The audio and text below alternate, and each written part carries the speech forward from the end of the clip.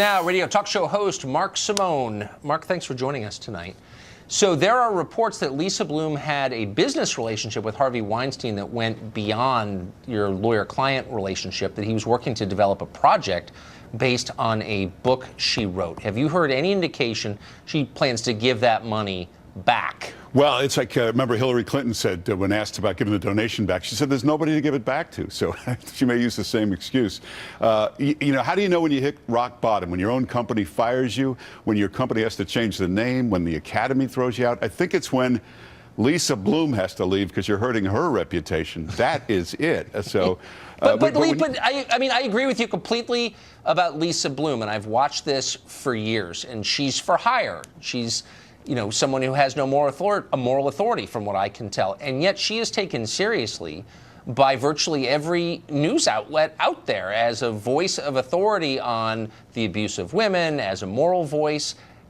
How unethical is it to be working on a development deal with the guy you're representing in a sexual harassment case? Well, it's the worst thing you could ever do. And I never saw anybody, except for Harvey Weinstein, destroy their brand so fast. How would anybody go to her again? When she was first involved, I assumed he hired her just to neutralize her. If you hire an attorney, they can never come against you from the other side. But it turns out she's been on this for a long time. Rose McGowan says she was offered $6 million.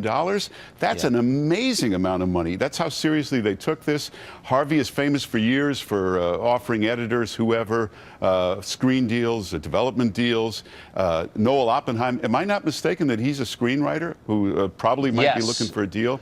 Who has said that he's had no business relationship with Harvey Weinstein? Well, but NBC Universal, for years, Universal has been distributing Harvey Weinstein's films. Weinstein produces television for NBC, like Project Runway. And think about this. They ran 1,000 Trump stories based on anonymous sources. Ronan Farrow came in with a police report, police audio, 3 witnesses on camera, and they said, you haven't nailed it down yet. And I mean, the double standard is ridiculous. So here's what I don't understand. NBC has never explained how its property, the Access Hollywood tape, which was shot more than a decade before, wound up moving from NBC's offices to the Washington Post. They've never explained. They're going to do an investigation. We don't know the answer. Last month, you saw one of the anchors on MSNBC said some unattractive things in a commercial break. The tape was leaked. NBC immediately found the producer responsible for leaking it and fired him. Why can't they find out how that tape got from their offices to the Washington Post? Well, it's being run kind of the same as O.J.'s hunt for the real killers. It's not got a lot of manpower on this investigation, but they'll never let up until they find it. It's not an all-hands-on-deck situation, is it? Mark Simone, No. Thank you for that summary. Good to see you. Thanks.